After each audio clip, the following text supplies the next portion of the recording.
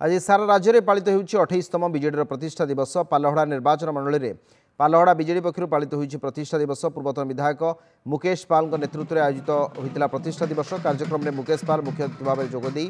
नवीन सरकार में होता विकास संपर्क में आलोचना करा सहित बीजेपी सरकार मिछ प्रतिश्रुति सरकार को किभली भाव में आसी जनसाधारण को भुआ बुलाउछि से संपर्क में आलोचना करा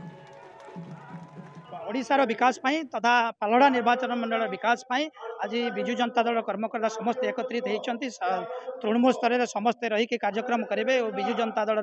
मान को बढ़ेबे पुणी विजु जनता दल केमी आगामी दिन क्षमता को आसब और जनसाधारण को लाभवान हम ये वार्ता आज देव। आम विगत दिन में जिते प्रतिष्ठा दिवस पालन करूँ नवीन बाबू सब कहते निस्वार्थपर भाव में विजु जनता दल ओडिशावासी सेवार लगी एबे मध्य पदपदवी नथिले भी ओडिशावासींकर स्वास्थ्य दृष्टि वर्तमान जो जुमला सरकार मिछ प्रतिश्रुति दे सरकार को आसचंती किभली तांकर प्रतिश्रुति से पालन करने पर्यंत आमर हक लड़ई जनसाधारण सहित रही आम ए लड़ई आग को जारी रखिबू।